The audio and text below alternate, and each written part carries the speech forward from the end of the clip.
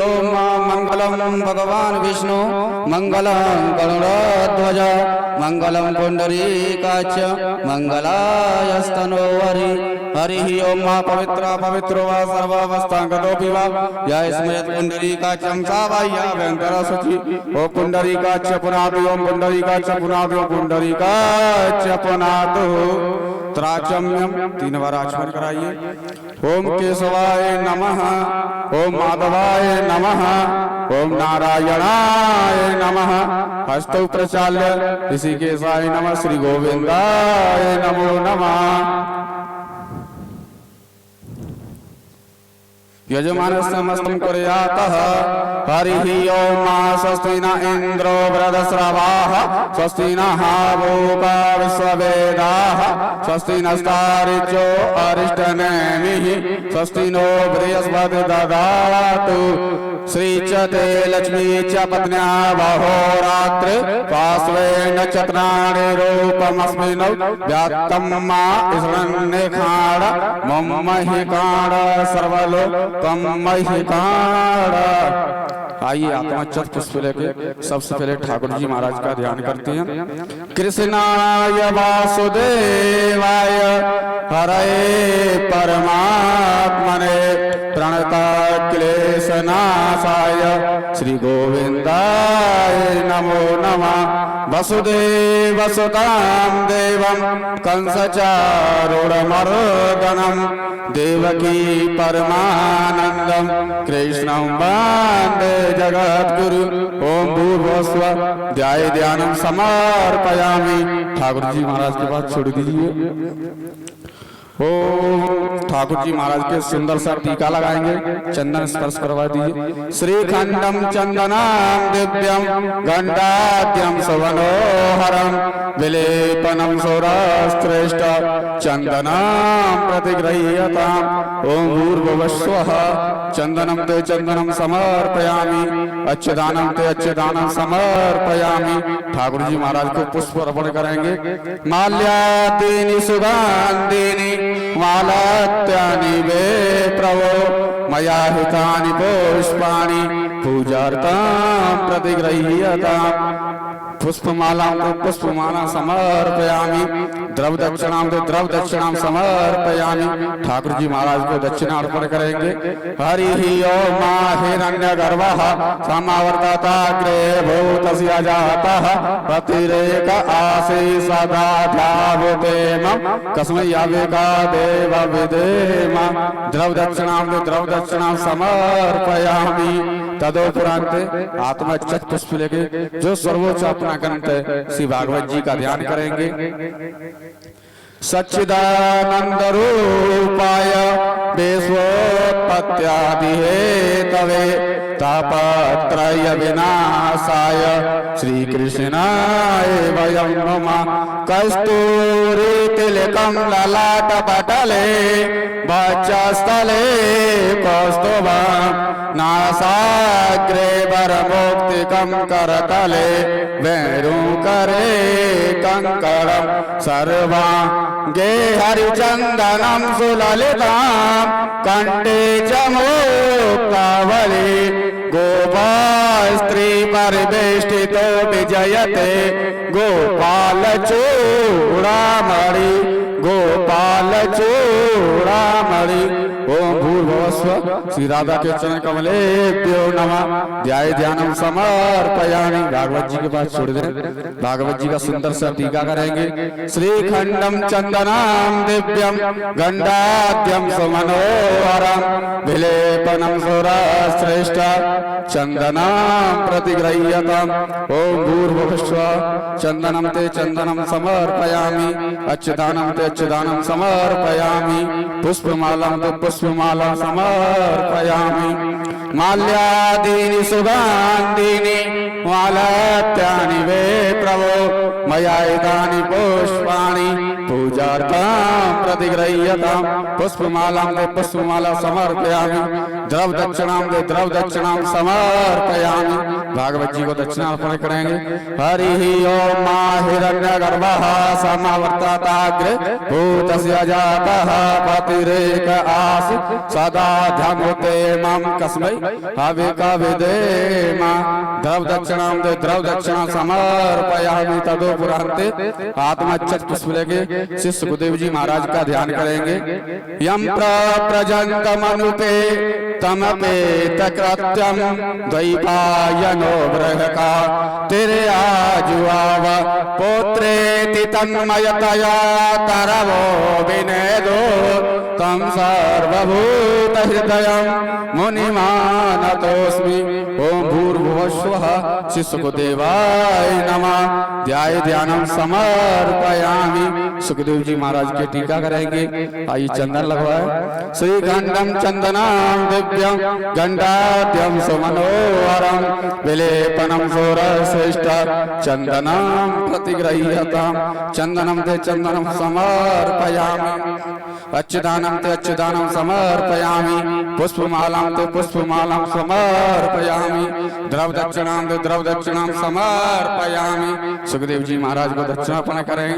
हरि ओम हिरण्यगर्भः समावर्तताग्रे भूतस्य जातः पतिरेक आसीत् सदा दाद्यमुतेम कस्मै याविका देव विधेम द्रव्यदक्षिणां ते द्रव्यदक्षिणां समर्पयामि। तदोपरांत आत्मच्चत पुष्प लेके सदगुरुदेव भगवान का ध्यान करेंगे। गुरुर ब्रह्मा गुरुर विष्णु गुरुर्देवो महेश्वर गुरुर साक्षात् परं ब्रह्म तस्मै श्री गुरुवे नमः। अखंड मंडलाकारं व्याप्तं येन चराचरं तत्पदं दर्शितां येन तस्मै श्री गुरुवे नमः। ओम भूर्भुवस्व श्री गुरु चरण कमलेभ्यो नमः। ध्याय ध्यानम समर्पयामि। सदगुरुदेव भगवान का टीका करेंगे। श्रीखंडम चंदनम दिव्यम गंडाद्यम सुमनोहरम विलेपनम सुरश्रेष्ठ चंदनम प्रतिगृह्यताम चंदनम ते चंदनम समर्पयामि अच्छदानं ते अच्छदानं समर्पयामि पुष्पमालां ते पुष्पमालां समर्पयामि। भगवान को सदगुरुदेव भगवान को पुष्प अर्पण करेंगे। माल्यादीनि सुगंधीनि मालात्यानि वे प्रभो मया एतानि पुष्पाणि पूजार्थं प्रतिगृह्यताम्। ओम भूर्भुवस्वः पुष्पमालां ते पुष्पमालां समर्पयामि द्रव्यदक्षिणां ते द्रव्यदक्षिणां समर्पयामि। हरि ओम हिरण्यगर्भः समावर्तताग्रे भूतस्य जातः पतिरेक आसीत् ध्यामुते मां कस्मै हविका विधेम द्रव्यदक्षिणां ते द्रव्यदक्षिणां समर्पयामि। तदोपरांते आत्मच्चत पुष्प लेके व्यास जी महाराज का पूजन करेंगे। श्रीखंडम चंदनं दिव्यम गंगाद्यम सुमनोहरम विलेपनम सुरश्रेष्ठ चंदनं प्रतिगृह्यताम्। आइए व्यास जी महाराज को पुष्पों को हार पहनाइए। माल्यादीनि सुगंधीनि मालात्यानि वे प्रभो मया ऋतानि पुष्पाणि पूजार्थं प्रतिगृह्यताम्। पुष्पमालां ते पुष्पमालां समर्पयामि द्रव्यदक्षिणां ते द्रव्यदक्षिणां समर्पयामि। हिरण्यगर्भः समावर्तताग्रे भूतस्य जातः पतिरेक आसीत् सदा ध्यामुते मां कस्मै हविका देव विधेम द्रव्यदक्षिणां ते द्रव्यदक्षिणां समर्पयामि। तदोपरान्ते आचार्य पूजनम्। नमो ब्रह्मण्य देवाय गौ ब्रह्मण्य हिताय च जगद्धिताय कृष्णाय श्री गोविन्दाय नमो नमः। जन्माद्यस्य यतोऽन्वयादितरतश्चार्थे स्ववेगेश्वरात् तेने ब्रह्महृदाय आदिकवये मुह्यन्ति सूरय तेजो वारिणः पदम यथा विनिमयो यत्र त्रिसर्गो मृषा धाम्ना स्वेन सदा निरस्तकुहकं सत्यं परं धीमहि सत्यं परं धीमहि नारायणं नमस्कृत्यं नरं चैव नरोत्तमं देवी सरस्वती व्यासं ततो जयमुदीरये वसुदेवसुतं देवं कंसचारूढमर्दनं देवकी परमानन्दं कृष्णं वन्दे जगद्गुरुम्। सभी माई माता बहन आरती के लिए अपने स्थान पर खड़ी हो जाएंगी, आरती करेंगे बड़े प्रेम भाव से।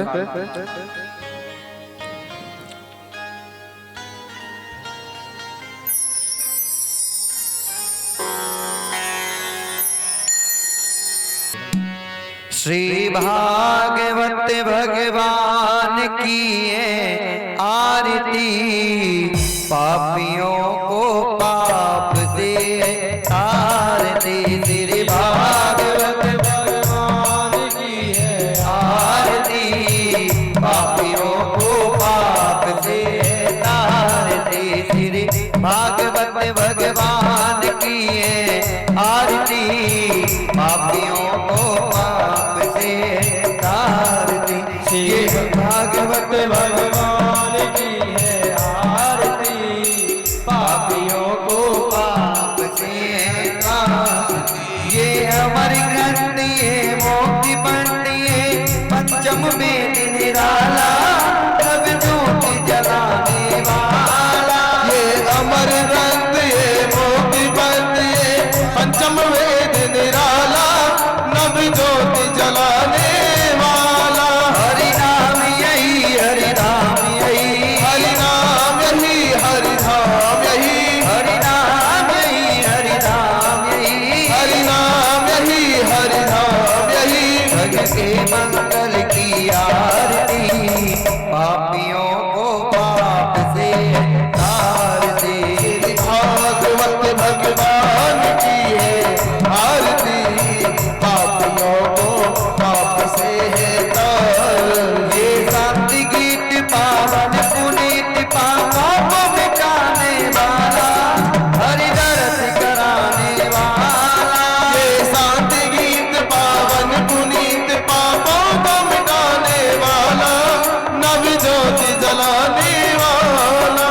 ये सुख करनी है दुख हरणी, ये सुख करनी ये दुख हरनी, ये सुख करनी है दुख हरणी। ये सुख करनी ये दुख हरनी। श्री मधुसूदन की आरती, पापियों को पाप से तारती। श्री भागवत भगवान की है आरती, पापियों को पाप से है तारती। ये मधुर बोल जगपंत गोल सत्य मार्ग बताने वाला, बिगड़ी को बनाने वाला। ये मधुर बोल सतपंथ बोल सत्य मार्ग बताने वाला, बिगड़ी को बनाने वाला। श्री राम यही घनश्याम यही श्री राम यही घनश्याम यही श्री राम यही घनश्याम यही श्री राम यही घनश्याम यही। प्रभु के महिमा की आरती, पापियों को पाप से तारती।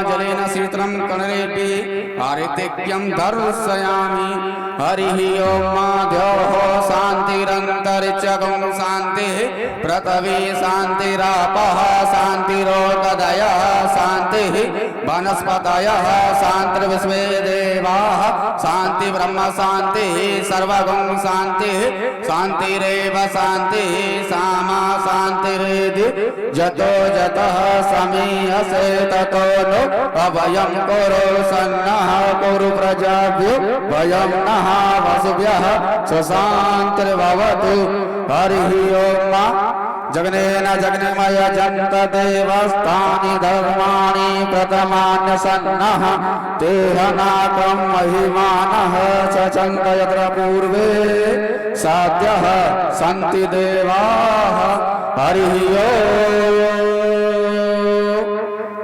एकदन्ताय विद्महे वक्रतुण्डाय धीमहि तन्नो दन्ति प्रचोदयात् सेवन्ति कावकुलचम्पकपाटलाब्जै पुण्णागजाति करवीररसालपुष्पै बिल्वप्रवालतुलसी दलमाञ्जरीवि त्वां पूजयामि जगदीश्वर मे प्रसीद नानासुगन्धपुष्पाणि यथा कालो भवानि च पुष्पाञ्जलिर्मया दत्त गृह्णां परमेश्वर ओं भूर्भुवस्व सपरवास कुटुंबस्य श्री राधा कृष्ण कमलेभ्यो नमः मंत्र पुष्पांजलि समर्पयामि बोलिए श्री बांके बिहारी लाल की राधा रानी सरकार की भागवत भगवान के बालाजी महाराज के शंकर भगवान के सुखदेव जी महाराज के भक्त और भगवान के नंद के लाला के गोवर्धन महाराज के सदगुरुदेव भगवान के परम पूज्य व्यास जी महाराज के जय जय श्री राम नमः पार्वती पदय हर हर महादेव शंभो श्री कृष्णाय वयं नमः ध्यानमूलं गुरुर्मूर्ति पूजामूलं गुरुपदम् मंत्रमूलं गुरुर्वाक्यम् मोक्षमूलं गुरुकृपा कि सब द्वारन को त्याग के आई तेरे द्वार हे वृषभान की लाडली नेक मेरी ओर निहा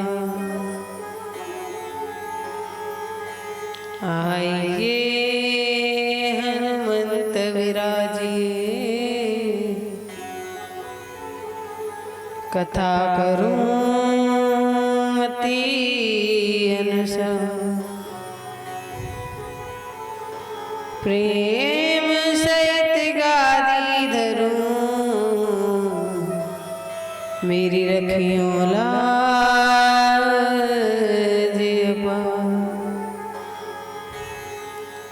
नाम संकीर्तनम यस्य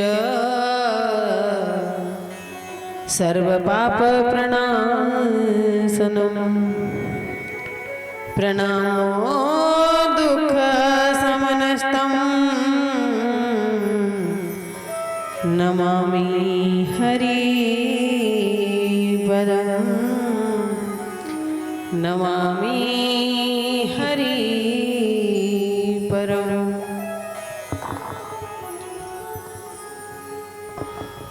बोलिए कृष्ण की जय हो राधा रानी की जय हो श्री सुखदेव जी महाराज की जय यमुना मैया की जय गिरिराज महाराज की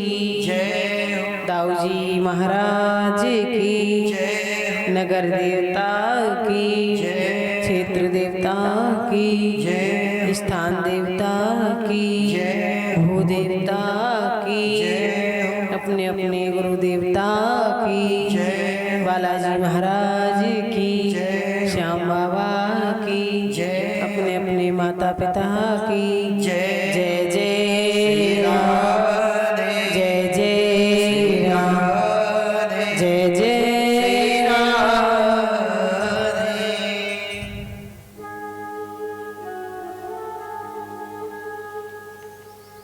परम आराध्य माता कात्यायनी की अनंत अनुकंपा एवं कृपा से हम और आप मिलकर के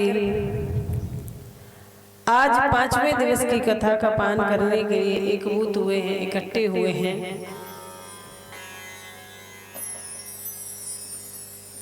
अपने मन की चित्त की डोरी को गोपाल के चरणों में लगाते हुए चलते हैं। फिर श्रीमद जी का सुंदर मधुर रसपान करेंगे। सभी लोग बड़े भाव से गाएंगे ठाकुर जी की वंदना गुणगान।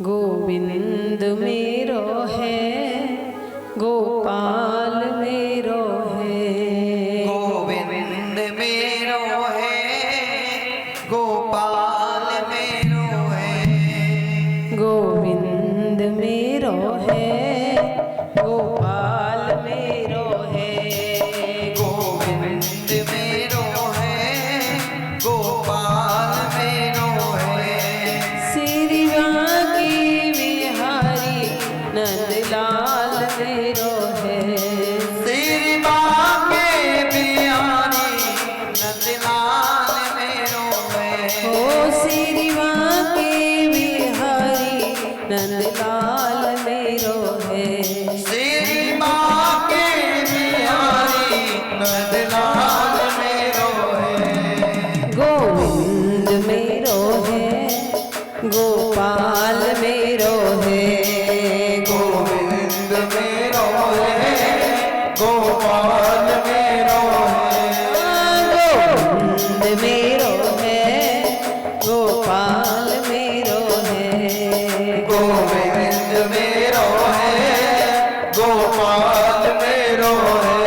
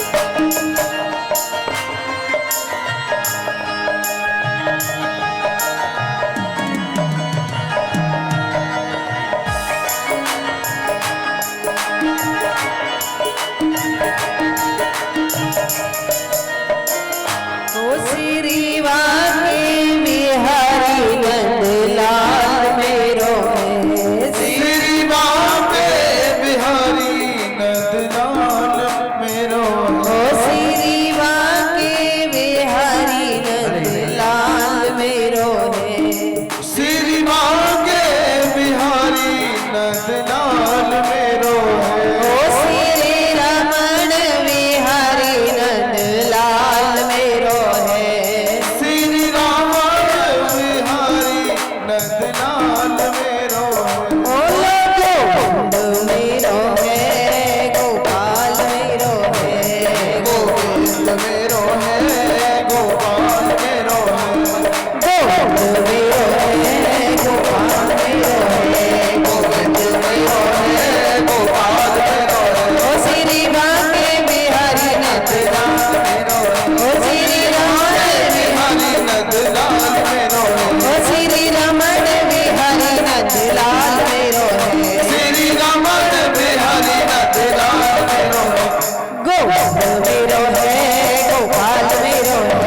गोविंद मेरो है गोपाल मेरो है। गोविंद मेरो है गोपाल मेरो है। गोविंद मेरो है गोपाल मेरो है। गोविंद मेरो है गोपाल मेरो है। गोविंद मेरो है गोपाल मेरो है। गोविंद मेरो है गोपाल गोविंद मेरो है गोपाल गोविंद मेरो है गोपाल गोविंद मेरो है गोपाल गोविंद मेरो है गोपाल गोविंद मेरो है गोपाल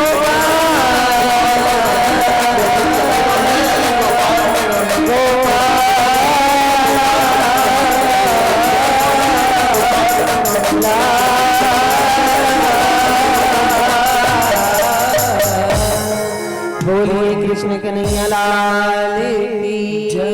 बाल कृष्ण लाल की साक्षात वाग्मय प्रतिमूर्ति श्रीमद् भागवत महापुराण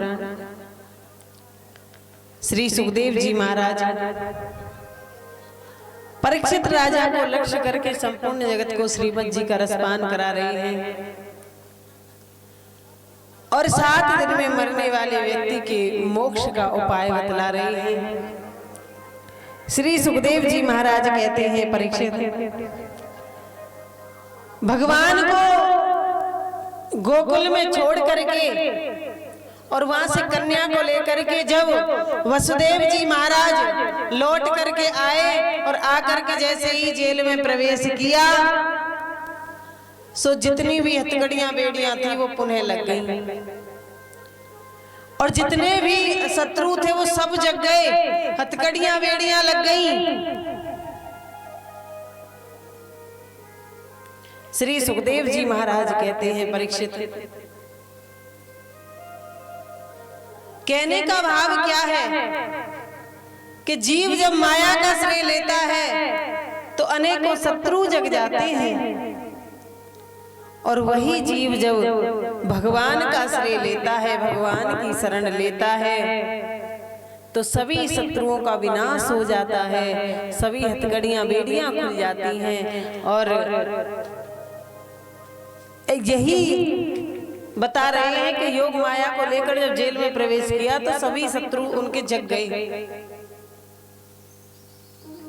कंस ने जब रोने की आवाज सुनी बच्चे की तो उसे तो नींद नहीं आ रही थी रात में कि 8वां पुत्र मेरा काल होगा, 8वां पुत्र मेरा काल होगा। जाकर के देखा तो देख के सोचने लगा, अरे ये तो कन्या है।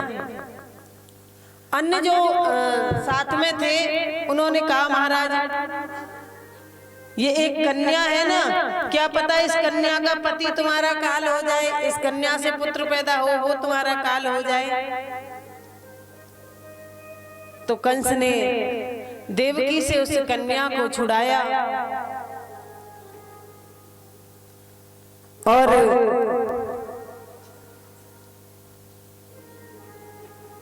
उस कन्या को लेकर के हंसते हुए पैर पकड़ करके जैसे ही पृथ्वी पर पत्थर पर मारने लगा, हाथ में से छूटकर बिजली बनकर तड़कने लगी और कहने लगी, अरे दुष्ट, तूने मुझ जैसे कितने निरपराध बालकों की हत्या कर दी, तुझे मारने वाला ब्रजमंडल में पैदा हो गया है।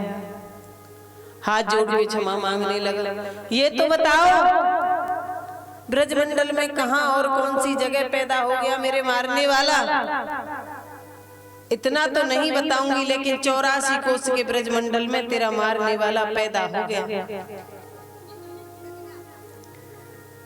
इतना कह करके जब बिजली बनकर चली गई, सुखदेव जी महाराज कहते हैं इधर नंद बाबा की दो बहनें थी, नंदा और सुनंदा। उन्होंने देखा कि नंद रानी के यहाँ पर लाला भयो है,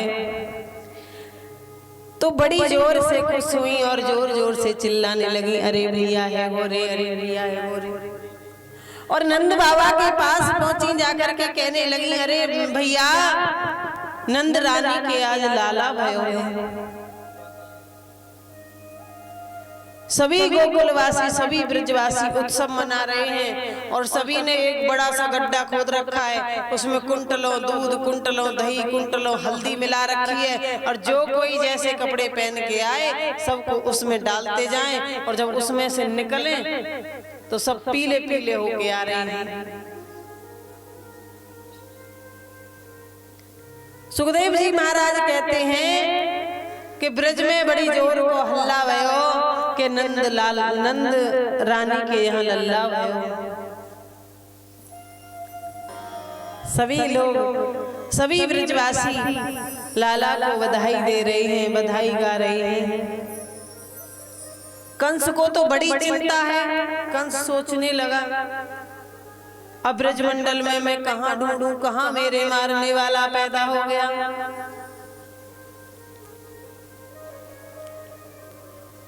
तो कंस ने कहा, सभी अपने राक्षसों को बुलाया और सभा लगाई, पूछने लगा अब क्या किया जाए।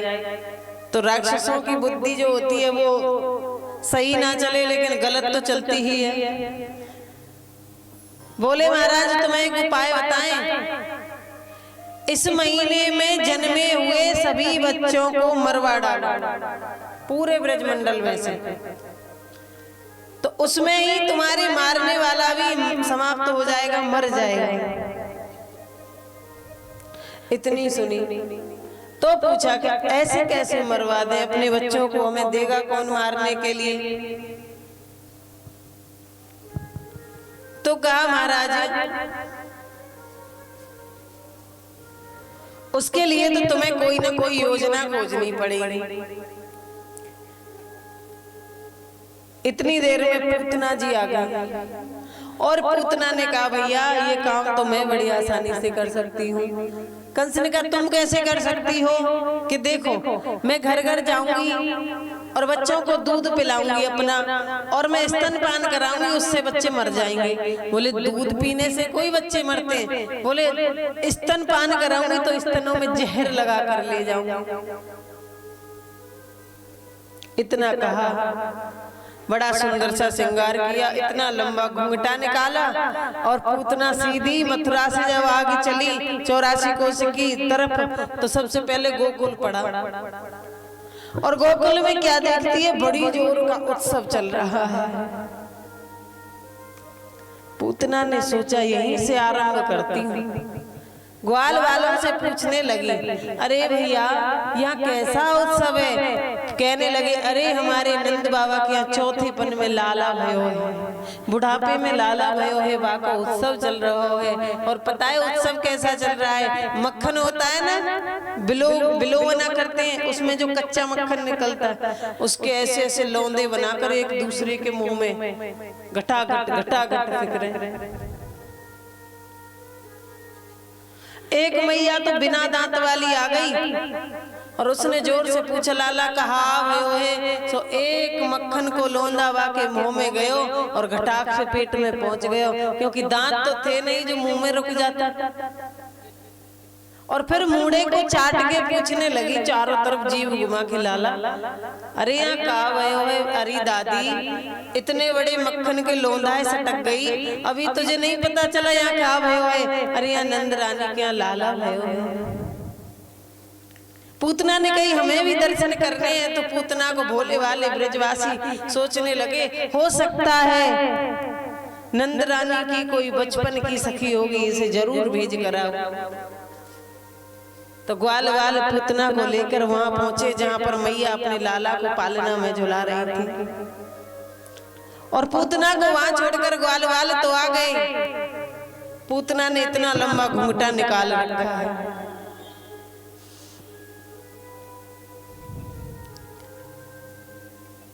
और घूंघट निकाल रखा है। तो मैया यशोदा ने पूछा,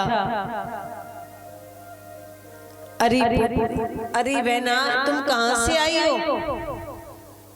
पूतना से पूछने लगी, अरे मेरी बहन तुम कहाँ से आई हो? पूतना कहने लगी, अरे बहना तुम तो हमें भूल गई, हम तो बचपन की तुम्हारी सखी थी और तुम तो हमें भूल गई। हमने सुना तुम पे चौथे पन में बेटा हुआ है, तो हम तुम्हें बधाई देने के लिए आ गए। तो मैया तो भोली वाली, उन्हें तो पता ही नहीं है कौन है। मैया ने कहा, बहुत अच्छी बात है, तुम मेरे लाला को न देखो और मैं अतिथियों का सत्कार कर आऊं। और मैया लाला को पलना में पूतना के पास छोड़ करके अतिथियों का सत्कार करने के लिए बाहर चली गई। पूतना ने जैसे ही अपने घूंघट को उठाया, ऐसा बताया जाता है कि भगवान ने अपने दोनों नेत्रों को बंद कर लिया।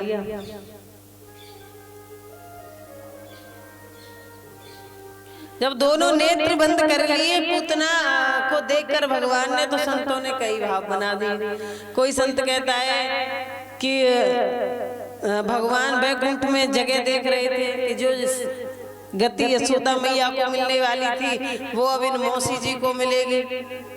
तो देख रहे थे कि वैकुंठ में कहीं जगह है कि नहीं।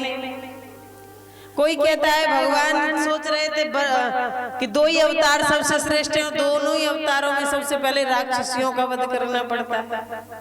कोई कहता है कि भगवान भोलेनाथ को याद कर रहे थे कि आप जहर को पी लो, दूध हम पी लेंगे। तो पूतना ने भगवान को पालने में से उठाया और आकाश मार्ग से उड़ती हुई जंगल में पहुंच गई। जंगल में जैसे ही पहुंचती है पूतना, तो मेरे कितने कृपालु प्रभु हैं कि पूतना ने अपने जहरीले स्तन को पान कराया और भगवान उसे हंसते हंसते पान करने लगे। अहो वकीयम स्तन कालकूटः जिंदा से आप्यायदाप्य साध्वी लेभे गतियम धातृचिंतार्ततोन्यम कं वा दयालु शरणं व्रजेयं कं वा दयालु शरणं व्रजेयं। इतने दयालु है मेरे प्रभु कि पूतना विष धारण करके आई स्तनों में, लेकिन मेरे प्रभु ने उसे कसके पकड़ लिया। पूतना के स्तनों को पान करने लगे। थोड़ी देर हुई तो पूतना चिल्लाने लगी, अरे लाला छोड़, मुझे कष्ट होता है। भगवान उसके प्राणों को खींचने लगी और जोर जोर से जब चिल्लाने लगी पूतना, तो ऐसा सुखदेव जी कहते हैं कि 7 दिन के भगवान कृष्ण बोल उठे और कहने लगे, मौसी जी हमें तो सिर्फ पकड़ना आता है, हमें छोड़ना नहीं आता। पकड़ के छोड़ना तो संसार की रीत है, हम तो जिसे पकड़ लेते हैं उस पर कितना भी कष्ट पड़े उसे पार उतार कर ही छोड़ते हैं, बीच रास्ते में नहीं छोड़ते। मेरे प्रभु ने स्तनों का पान किया और प्राणों को खींच लिया। जब ऊपर से ही पूतना गिरी धड़ाम, तो ऐसा बताया जाता है कि 18 किलोमीटर की पूतना हो गई। 18 किलोमीटर की पूतना। और जब ऊपर से ही पूतना गिरती है तो सोचो कितने वृक्ष उसके नीचे दब गए, कितने वृक्ष नीचे दब करके टूट गए।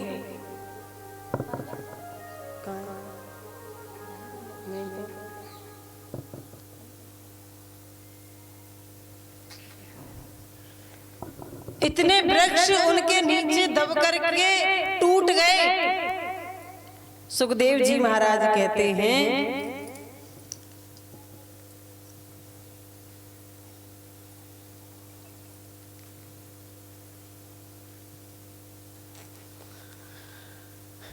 कि जब पूतना ऊपर से गिरी ना धड़ाम से, तो ब्रजवासियों को आवाज सुनाई दी और ब्रजवासी दौड़ करके भगवान को ढूंढने के लिए पहुंचे। अब पलना में ललना नहीं तो रोने लगे और सब इधर उधर खोजने लगे। इधर उधर कहीं नहीं दिखी तो जंगल में खोजने के लिए गए। अब जंगल में खोजने के लिए जब गए तो जंगल में क्या देखते हैं, इतनी बड़ी पूतना पड़ी है और उसके ऊपर नन्हा सा मेरा बाल कृष्ण किलकारी देकर हंस रही है, खेल रहे हैं। ब्रजवासी चढ़ने की कोशिश करते, ऊपर चढ़ नहीं पाते तो नसैनी लेकर आते लकड़ी की सीढ़ी और ला करके रखी और ऊपर से भगवान को उतारा और पूतना के 21 टुकड़े किए और 21 चिताएं जलाई। भगवान को लेकर के जब आए ब्रजवासी तो जो माताएं थीं वो मैया जो थी वो लाला की बाती करने लगी और लाला की नजर उतारने लगी और लाला को पंचामृत से नहलाया, गौमूत्र से नहलाया और गाय के चरणों की धूली लाला के मस्तक पर लगाई और कहने लगी कि हे सूर्यदेव मेरे लाला के नेत्रों की रक्षा करना, हे चंद्रदेव मेरे लाला के हृदय की रक्षा करना, हे सरस्वती माता मस्तिष्क की रक्षा करना। भगवान गोद में पड़े पड़े हंस रहे हैं।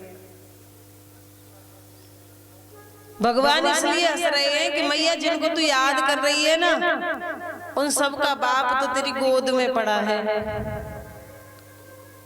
और यशोदा से तायना मारने लगी, अरे यशोदा चौथे पन में तो लाला भयो है और तो पे बालक राख वो भी ना आवे।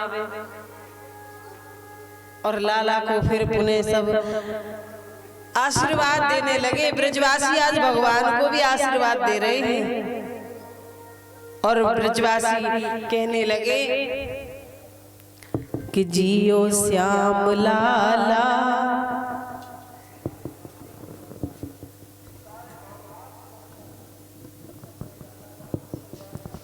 जियो श्याम लाला, जियो श्याम लाला, पीली तेरी पगड़ी रंग काला, जियो श्याम लाला, जियो श्याम लाला, पीली तेरी पगड़ी रंग काला, जियो श्याम लाला, जियो श्याम लाला, पीली तेरी पगड़ी रंग काला, जियो श्याम लाला, जियो श्याम लाला, पीली तेरी पगड़ी रंग काला, ओ लाला पीली तेरी पगड़ी रंग काला, लाला पीली तेरी पगड़ी रंग काला, ओ जियो श्याम, जियो श्याम, जियो श्याम लाला, जियो श्याम लाला,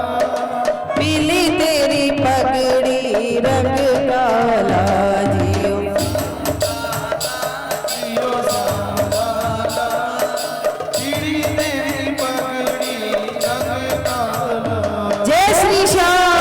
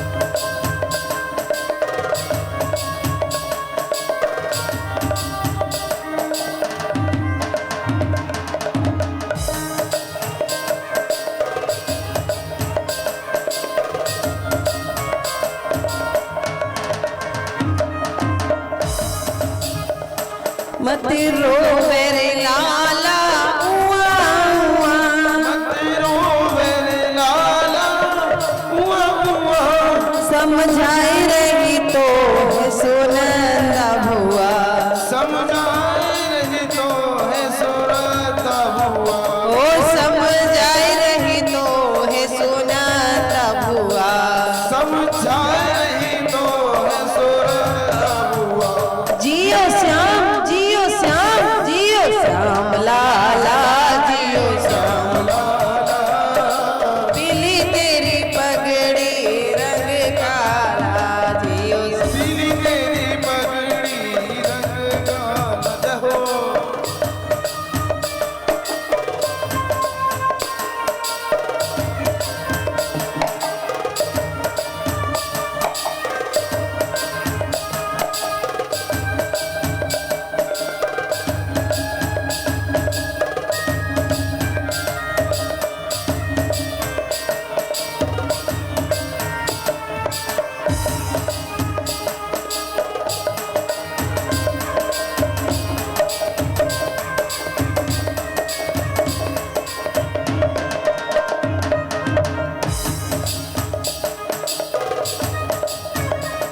यहाँ खीर जलेबी बटे लड्डू पुआ, खीर जलेबी बटे लड्डू पुआ, यहाँ खीर जलेबी बटे लड्डू पुआ, रंगीन जलेबी बटे लड्डू पुआ, समझाई रही तो सुनंदा भुआ, समझाई रही तो सुनता हुआ।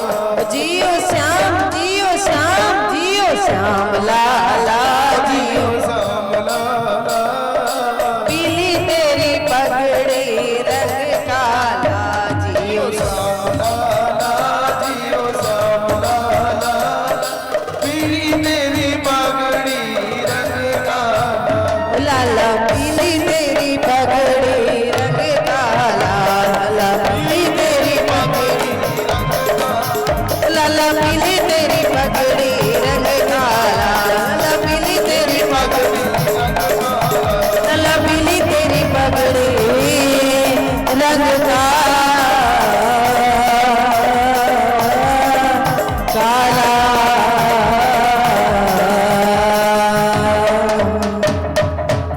बोलिए कृष्ण कन्हैया लाल की जय हो, भक्तवत्सल भगवान की जय हो।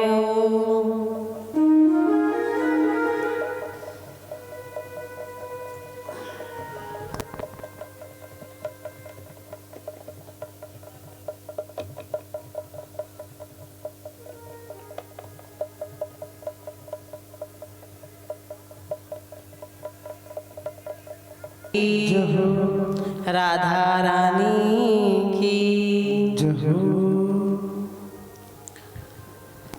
पूतना का प्रभु ने 7 दिन के थे तो उद्धार कर दिया।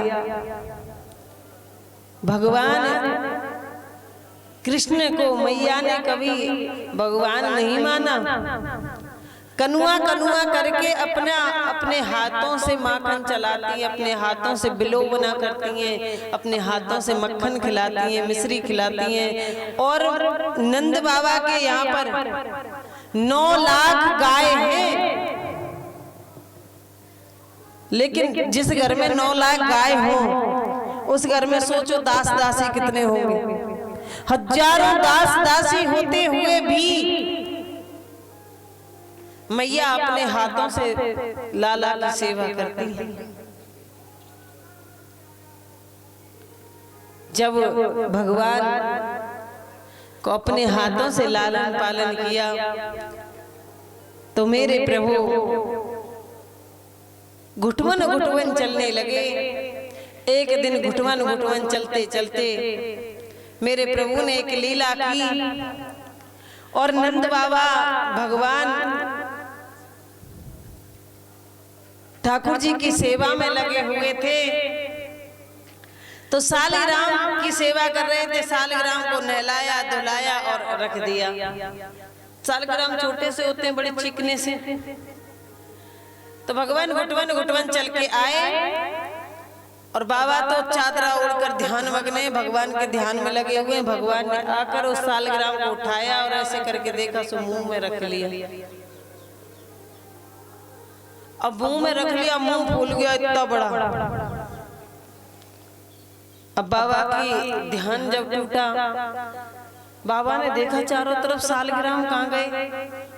देखे तो मैया ने जूड़ा बांध दिया, उस पर मोर पंखी लगा दी और कौंदनी पहने हुए और नंगे धरंगे मोटू ताजू से गोलू मोलू से और बिल्कुल कोने में बैठी जाके पैरन में फैला। बाबा ने पूछी, अच्छा तुम आ गए हो श्रीमान जी, यहाँ सालग्राम कहाँ कर दिए। लाला को उठाया, देखा चारों तरफ तो कहीं नहीं। बोले सालग्राम कहाँ है। अब मुंह में सालग्राम रखे सो बोले तो नहीं। अब मुंडी हिलाएं, बोले तुम्हें पता है कहाँ डाल दिए तुमने, कहाँ सालग्राम फेंक दिए। सो भगवान मुंडी हिलाएं। सो बाबा ने दोनों तरफ से गालों पे ऐसे गुलचा लगाया, सो सालग्राम निकल के बाहर आ गया। सो चिल्लाने लगे बाबा, अरे यशोदा तुमसे तुम्हारा लाला भी ना संभालो जाए, इसको संभाल के रखा करो। इसने सालग्राम मुंह में रख लिए, सालग्राम मुंह में रख लिए, इसको संभालो। मैया लाला को खींच कर ले गई। मैया कहने लगी, बड़ा शैतान है, बहुत बड़ो शैतान लाला है गयो है। और भगवान को मैया बड़े लाड दुलार करने लगी। जब बच्चा छोटा सा होता है ना तो अनेकों उद्यम करता है, छोटे छोटे से बच्चे उद्यम करते हैं तो माता पिता कितने खुश होते हैं। दूध पिलाया और पालने में सुला दिया।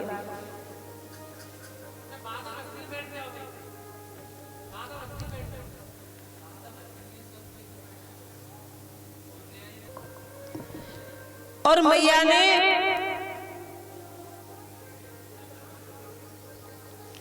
अपने लाला को पालने में सुला दिया, आकर के दूध का विलोमन करने लगी।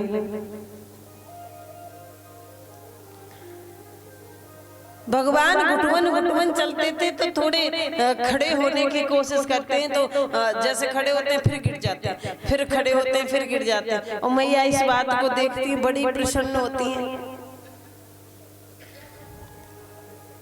सो मैया ने सोचा कि इसके पैरों में पैजनियां बांध दूं, और भगवान के पैरों में मैया ने सुंदर सी पायल पहना दी जो छम छम बजती थी। अब उन पायलों को जब देख रहे हैं भगवान तो धरती पर ऐसे ऐसे करके पैर मारने लगे, खड़े होकर। और मैया ताली बजाने लगी, भगवान पैर मारने लगे। सो देखा देवताओं ने कि भगवान तो मैया की तालियों पे ही नाच रहे हैं। सो देवता बड़े प्रसन्न हुए और देवता नाचने लगे, पृथ्वी आकाश गंधर्व सब नाचने लगे। कि नाचे नंद लाल नचावे हर की मैया, नाचे नंद लाल नचावे हर की मैया, नाचे नंद लाल नचावे हर की मैया, नचावे हर की मैया। सुनो, नंदलाल नाच रहे हैं और हर की मैया भगवान की मैया नचा रही है और तुम लोग नहीं नाच रहे, तो ये गलत बात है। इसलिए भगवान नाच रहे हैं, हर की मैया नचा रही है, तो तुम भी नाच लो थोड़ा सा। नाचे नंदलाल नचावे हर की मैया, नाचे नंदलाल नचावे हर की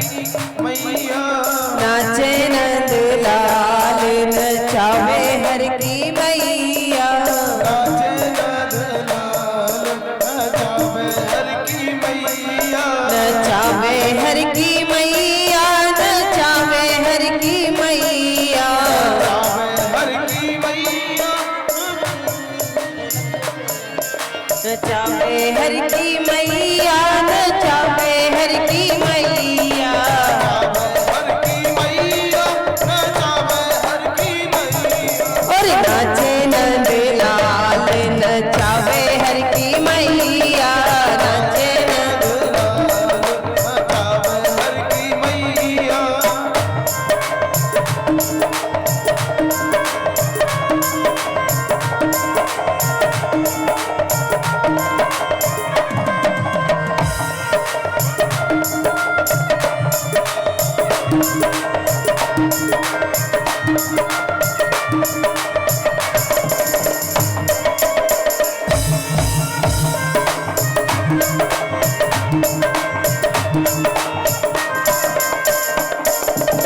रोनक झुनक पग घुंघरू बाजे जुनक पगरू बाजे घुंघरू बाजे पग घुंघरू बाजे घुंघरू बाजे पग घुंघरू रोनक झुनक पग घुंघरू बाजे जुनक पग घुंघरू बाजे ठुमक ठुमक पग धर्यो रे कन्हैया ठुमक ठुमक पग हरारी कन्हैया नाचे नंदलाल नचावे हर की मैया नंदलाल नचावे हर की मैया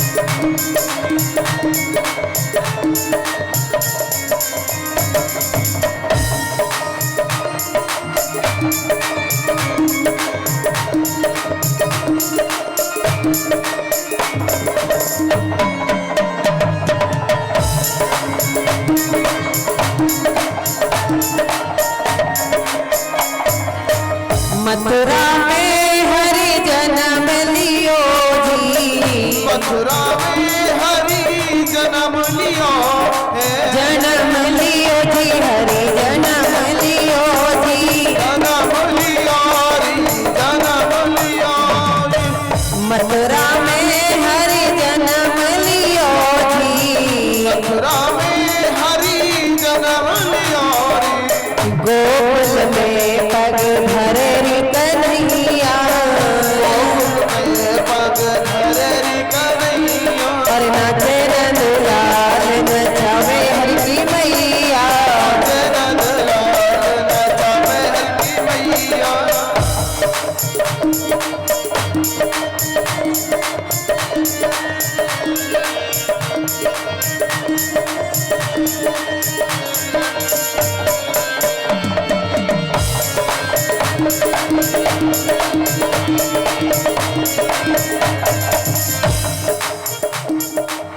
दो तीन बांधे लाला जामा न पहने बिना बांधे लाला जामन पहने जामा न पहने लाला जामा न पहने जामन पहने लाला जामन पहने दो तीन बांधे लाला जामा न पहने बिना बांधे लाला जामन पहने पीताम्बर को बड़ोरी पहनैया नाचे तामर को बरोरी पेरैया और नाचे नंदलाल नचावे हर की मैया तेरा दलाल नचावे हर की मैया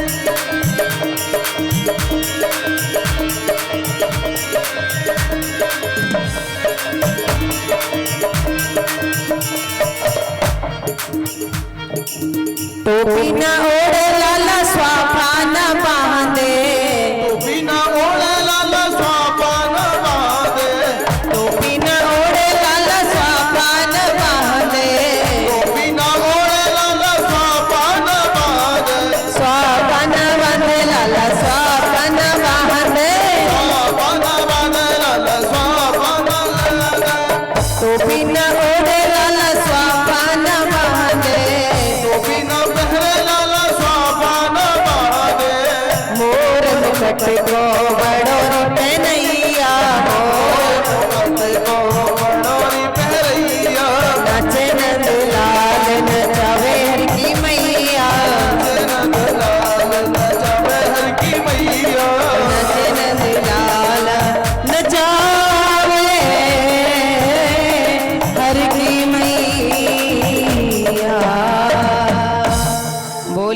कृष्ण कन्हैया लाल की, राधा रानी सरकार की। तो मैया दूध भी लोने लगी, तुम भगवान ने रई पकड़ ली। अब बच्चे कहते ना गोदी में ले ले मैं दूध पीऊंगा, अब मैया से कहने लगे मैं दूध पीऊंगा, मतलब अपना दूध पिला मुझे। भगवान ये संकेत देना चाह रहे हैं कि हर बच्चे को माँ का दूध पीना चाहिए, अन्यथा तो भगवान तो जगत के पिता हैं, वो किसी के पुत्र हो सकते हैं, लेकिन प्रबल प्रेम के पाले पढ़कर प्रभु को नियम बदलते देखा। अपना मान जाए तो जाए, भक्त का मान न गिरते देखा। प्रबल प्रेम के पाले पढ़कर प्रभु को नियम बदलते देखा। अपना मान भले ही गिर जाए, लेकिन भक्त का मान नहीं गिरने देते प्रभु।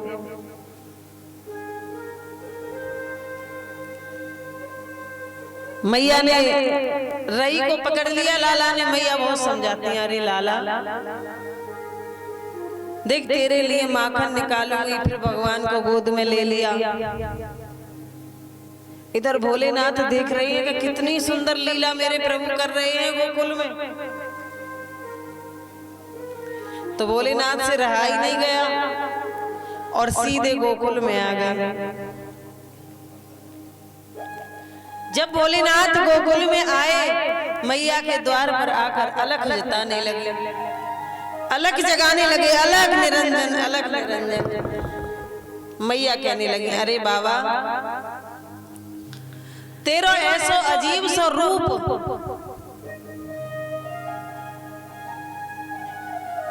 और ऐसे रूप को लेकर के तू मेरे लाल यहाँ पर आके शंख बजा रहे हो।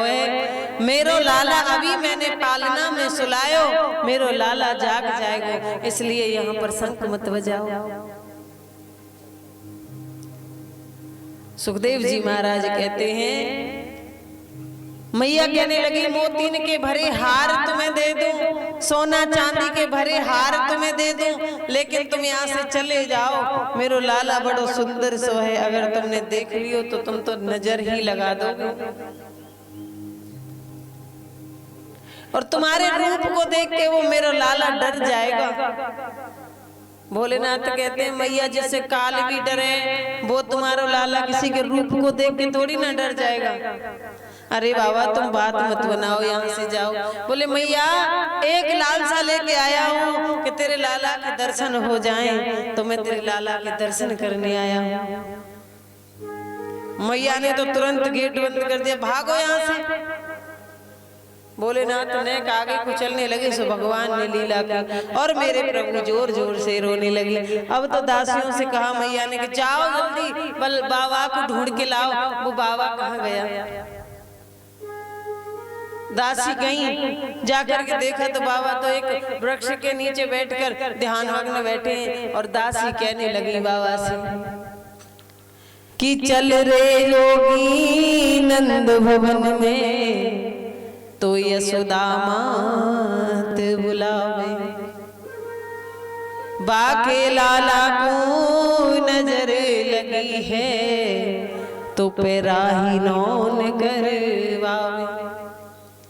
नंद भवन में चलो, मेरी मैया के लाला को नजर लग गई है और वो तुम्हें बुला रही है, तुम पर राई नौन करवाएगी।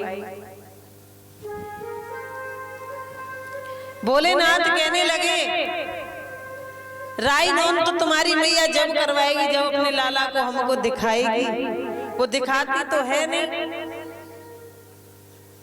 तो उन्होंने कहा देखो तुम्हें अब दिखाएगी भी, दर्शन भी कराएगी और तुम्हें तुमसे राई नौन करवाएगी। भोलेनाथ आए, आकर के मैया ने जैसे ही लाला उनको दिया, लाला को जैसे ही लिया तो भगवान चुप हो गए। फिर थोड़ी देर में कहने लगे लाओ बाबा हमारे लाला को दो। अब मैया लेते हैं तो रोते हैं और भोले बाबा लेते हैं तो चुप हो जाते हैं, खेलते हैं। तो मैया सोचने लगी या तो बाबा ने कोई टोना कर दिया, और कहने लगी सुन बाबा अब तो तुम्हें यहीं रहना पड़ेगा। और मैया कह रही हैं कि रह रे जोगी नंद भवन में ब्रज में वासो कीजो। और जब जब मेरो लाला रोवे तब तब दर्शन दीजो। अब तुम नंद भवन में ही रहो, जब जब मेरो लाला रोवे तुम तब तब दर्शन देना। ऐसा जब सुना भोलेनाथ कहने लगे सुनो एक शर्त पे रह सकते हैं हम तो। क्या शर्त है? कि शर्त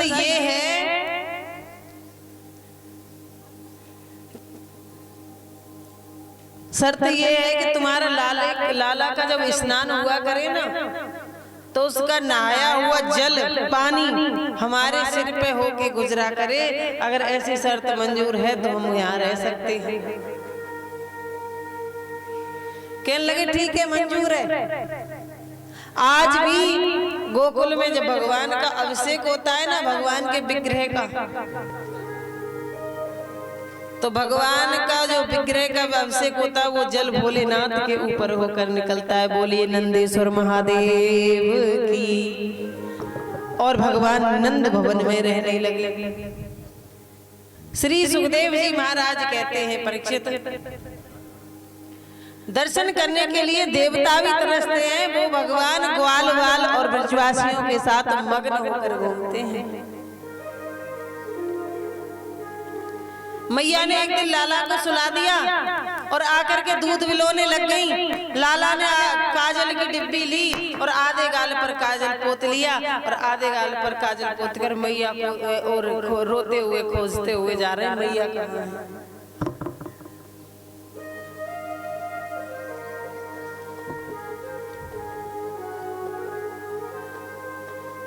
और जब देखा मैया तो दूध विलो रही है, सो भगवान के मन में एक बात आई कि हमारा तो ख्याल रखती नहीं है, दूध विलोती। सो भगवान ने जाकर रई को पकड़ लिया। मैया कहने लगी लाला तेरे लिए दूध विलोंगी तो माखन निकालूंगी तो तू खाएगा ना। मैया हमें तो गोदी में ले ले। भगवान को गोदी में ले लिया। मैया जैसे बच्चे को लगाते ना खेल में लग जाए तो काम कर लें, बहुत माताएं देखी। ऐसे ही मैया सोच रही कि थोड़ा खेल में लग जाए तो मैं भी दूध विलोम ना कर लूं, इसके लिए पानी गर्म कर लूं, नहलाऊंगी। पूरे गाल पे तो काजल पोत लिया है, काजल लगा के आ गया। तो मैया खिलौना देने लगी, लिया नहीं। तो मैया ने कहा लाला देख चंदा मामा दूर और चंदा मामा से खेलते हैं। अब भगवान भूल गए और कहने लगे कि हमें तो चंदा मामा चाहिए खेलने। मेरा छोटा सा गोपाल चंद्र खिलौना मांगे। चंदा मामा मांगने लग गए, चंदा मामा चाहिए। सुखदेव जी महाराज कहते हैं जब चंदा मामा मांगा तो मैया ने क्या किया, एक परात ली और उसमें परात में जल भर दिया और उसमें परछाई दिखाने लगी। देख लाला चंदा मामा उतर के आ गया। तो भगवान ने जैसे ही हाथ मारा तो चंदे का तो प्रतिबिंब था, परछाई थी, मिट गई। ऐसे ही हमारा जो शरीर है, जब तक काल नेम का हाथ नहीं पड़ता तब तक ऐसा लगता है कि ये है, सच में ये शरीर है। लेकिन जैसे चंदा की परछाई उसमें दिख रही थी ना परात में, उसी भांति ये शरीर की जो परछाई रूप है वही सिर्फ दिखता है और उसमें हम मेरा मेरी के चक्कर में पूरी जिंदगी भर घूमते रहते हैं। और जब काल का तमाचा पड़ता है ना तो जैसे प्रतिबिंब मिट जाता है, परछाई मिट जाती है, जैसे उजाला होते ही परछाई मिट जाती है, सुबह सवेरा होते ही स्वप्न टूट जाते हैं, उसी भांति ये शरीर है। जी श्वासों की डोरी खत्म होते ही ये शरीर अपने आप मिट्टी हो जाता है। जो लोग आपसे कहते हैं हम बहुत प्रेम करते हैं, बहुत प्रेम करते हैं, उन लोगों की सच्चाई क्या है? भगवान ये बताना चाहते हैं कि समय अनुसार हमको परिवर्तन करना चाहिए। कभी भगवान ने रई पकड़ी है, कभी भगवान ने बंसी बजाई है, तो जरूरत पड़ने पर मेरे प्रभु ने धनुष भी चलाया है और शस्त्र भी उठाया है। इसलिए सिर्फ आप कथाएं ही सुनते रहो, हरि की लीलाएं सुनते रहो, प्रभु से प्रेम बढ़ेगा, अच्छी बात है। लेकिन सिर्फ यही मत सुनो कि भगवान ने सिर्फ शस्त्र बंसी बजाई है और माखन चुराया है। ये भी सुनो कि भगवान ने शस्त्र भी उठाया है और शस्त्रों का, दुष्टों का संहार भी किया है। तो आज हमें भी शस्त्र उठाने की आवश्यकता है अपने धर्म की रक्षा के लिए। शस्त्र भी उठाना चाहिए। धर्म की रक्षा के लिए शस्त्रों को झुकाना भी चाहिए, डराना भी चाहिए, ऊंची आवाज में बोलना भी चाहिए। वही मानवता है। अगर आपकी आंखों के सामने यदि हमारा जो भारत की जो संस्कृति है वो छीन हो रही है और हम खड़े होकर के तमाशा देख रहे हैं, बैठकर तमाशा देख रहे हैं, अगर कोई मंदिर किसी ने आकर तोड़ दिया, हम सोचने लगे दूसरे गांव का मंदिर है, हम क्यों जाएं वहां पर, वो गांव वाले लड़े, लड़ना है लड़े, मरना है मरे। तो ये मत सोचो कि उस गांव का ही मंदिर टूटा है, उस गांव के ही भोलेनाथ खंडित हुए हैं। कल को तुम्हारे गांव का मंदिर टूटेगा और गांव का ही नहीं, जो तुम घर बनाकर बैठे हो ना, इसे भी एक मंदिर कहते हैं, ये भी टूट जाएगा। इसलिए भगवान तो ये कहते हैं कि धर्म की रक्षा के लिए अगर शस्त्र भी उठाना पड़े तो उसमें भी पाप नहीं है। अगर धर्म की रक्षा के लिए हमें छत्राणी बनना पड़े, तलवार लेकर लड़ना पड़े, झांसी वाली रानी की तरह, रानी लक्ष्मीबाई की तरह लड़ना भी पड़े धर्म की रक्षा के लिए, तो उसमें पाप नहीं है।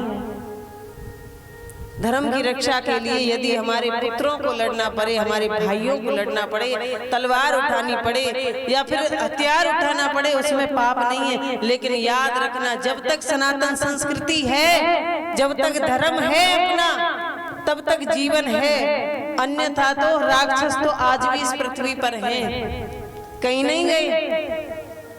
सिर्फ बताया था ना हमने कि पहले राक्षसों के सींग होते थे तो वो पहचान जाते थे कि ये राक्षस है। आजकल सींग नहीं है,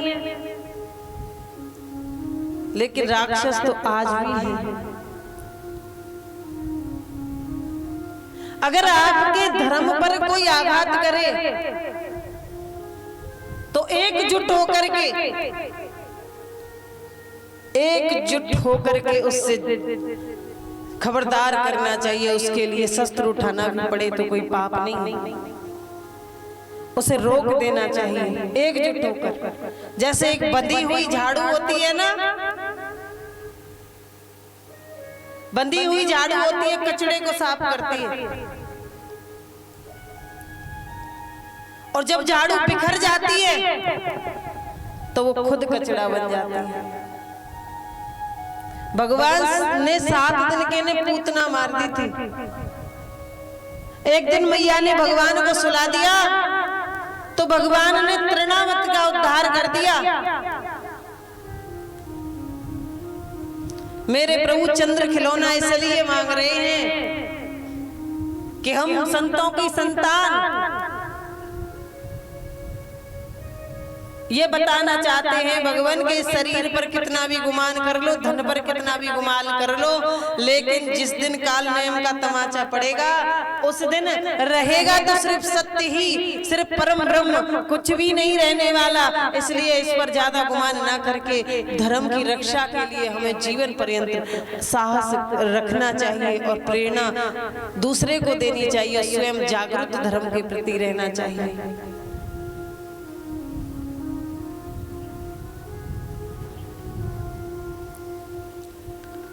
तो भगवान ने उस चंद्र खिलौना को मांग करके प्रतिबिंब में हाथ मारकर ये बताना चाहा है कि संसार में जो हम देख रहे हैं, संसार में ये संपूर्ण जगत जो है वो एक स्वप्न की तरह है। तो इस स्वप्न रूपी संसार में रह करके यदि हम सिर्फ प्रतिबिंब की घमंड में, परछाई के घमंड में और पूरा जीवन निकाल दे, ना तो मानव जैसा व्यवचरण करें, ना मानव जैसे आचरण करें और ना मानवता का आचरण करें, ना सनातन संस्कृति का पालन करें, तो हमसे धर्मराज जी जो है ना वो सवाल पूछते हैं। फिर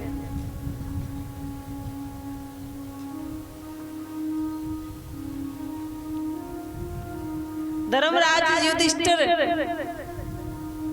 धर्मराज की कचहरी लगती है तो ये पूछते हैं कि मैंने जो भेजा था तुझे और तेरे भेजे में भेजा भी भेजा था, लेकिन उसका तूने इस्तेमाल नहीं किया,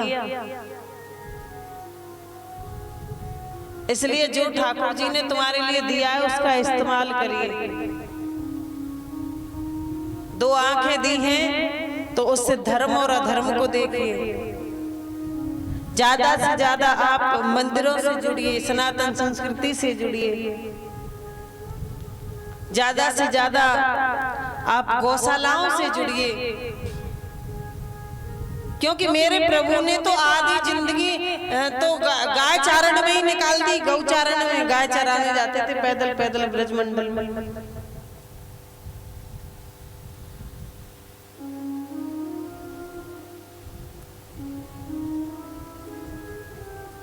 और आज हम एक गाय अगर रखते हैं तो घर में तो उसके लिए सोचना पड़ता है गाय रखें कि नहीं रखें। भगवान ने अर्जुन से कितना सुंदर भाव कहा है, अर्जुन को कितना सुंदर भगवान ने ज्ञान दिया है। कहते हैं हे अर्जुन, इतना सुंदर कहा है, ईश्वर सर्वभूतानां हृदय से अर्जुन तिष्ठति। हे अर्जुन, जे हाड़ मांस के ढांचे में आरूढ़ हुआ जीव शरीर को अपना रूप समझता है, संसार में रह करके संसार को अपना रूप समझता है, अपना समझता है, लेकिन ये है नहीं। क्योंकि ये जो संसार है और ये जो हमारा शरीर रूपी संसार है, ये 5 तत्वों से बना है।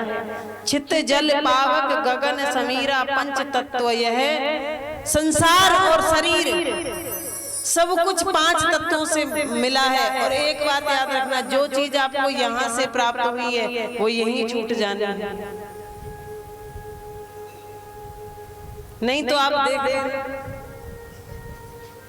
जो चीज तुम्हें जन्म के बाद पैदा हुई और तुम्हें प्राप्त हुई वो मृत्यु से पहले यहीं छूट जाएगी, कुछ भी साथ जाने वाला नहीं।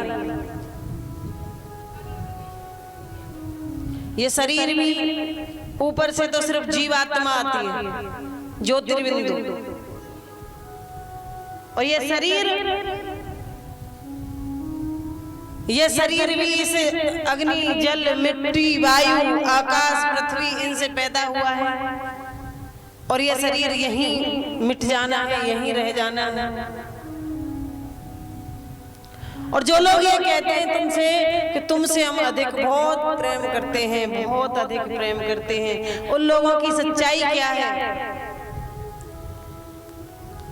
उन लोगों की सच्चाई ये है कि जो लोग हमसे कहते हैं ना तू मेरा तू मेरा तू मेरा, जिनके लिए जीवन भर करते हैं, ना कभी धर्म से जुड़े, ना कभी मंदिर बनवाया, ना कभी ठाकुर जी से जुड़े, ना गाय से जुड़े, ना किसी और व्यक्ति को धर्म से जोड़ा, सिर्फ अपना पेट भरने के लिए, अपने बच्चों का पेट भरने के लिए, अपने परिवार को चलाने के लिए कितना झूठ बोला, कितने पाप किए, और इसी को करते करते जब मर जाते हैं ना तो अंत समय पर पता है ये जो घर वाले होते हैं जिनके लिए तुम अपनी काया को पूरा जीवन निकाल देते हो, वो लोग तुम्हें छूने से भी गंदे हो जाते हैं।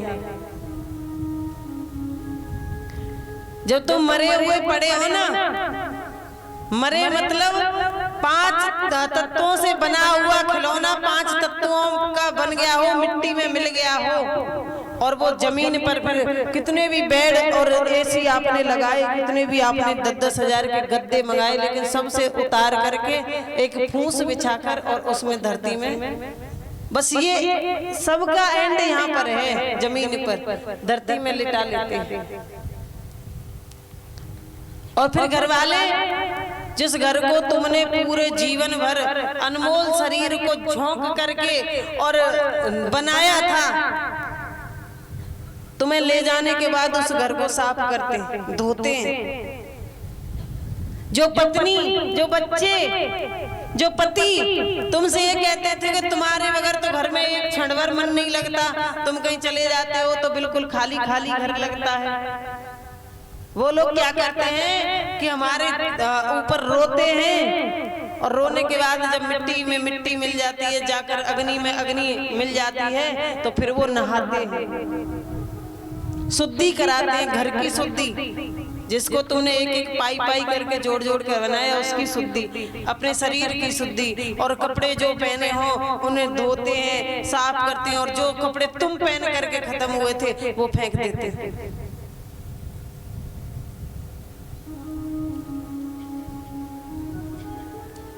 कि ना जाने क्या निकल गया जो तन माटी का ढेर हुआ, टूट गई श्वासों की माला, खत्म जीवन का खेल हुआ, ना जाने क्या निकल गया जो तन माटी का ढेर हुआ, टूट गई श्वासों की माला, खत्म जीवन का खेल हुआ, टूट गई सांसों की माला, खत्म जीवन का खेल हुआ, ना जाने क्या निकल गया जो तन माटी का ढेर हुआ।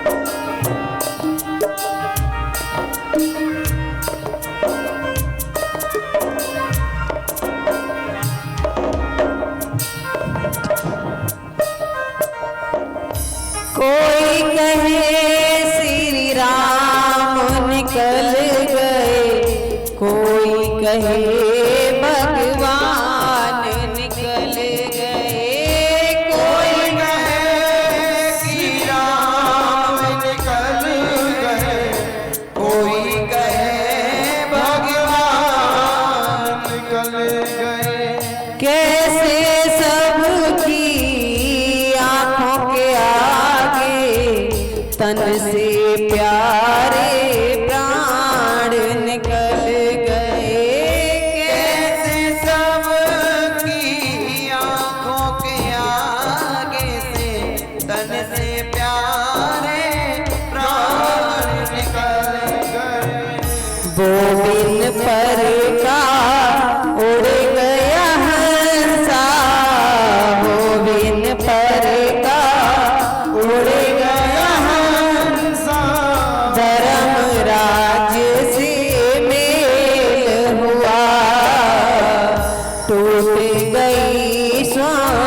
सौ की माला खत्म जीवन का खेल हुआ।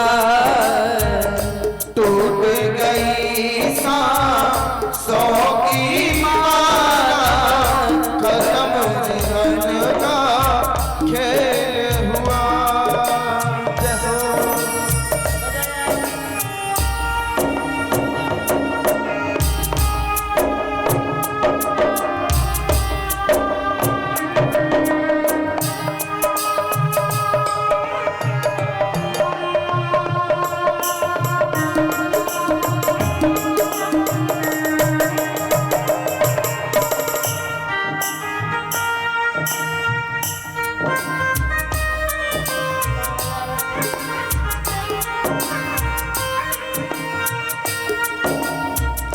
पंचतत्व से बना खिलौना कोई इसे न चाहता है, कोई इसे न चाहता है।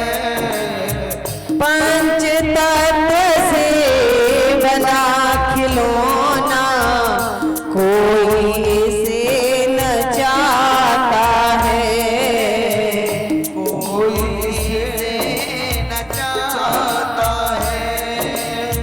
जब जब निकले नजर न दिखता धरण पड़ा रह जाता है। जब जब निकले नजर न दिखता धरण पड़ा रह जाता है। अब ये दीपक बुझ गया ऐसा, अब ये दीपक बुझ गया ऐसा, खत्म सांस का खेल हुआ। टूट गई सांसों की डोरी खत्म जीवन का खेल हुआ। नाच गई सांसों की माला खत्म जीवन का खेल हुआ।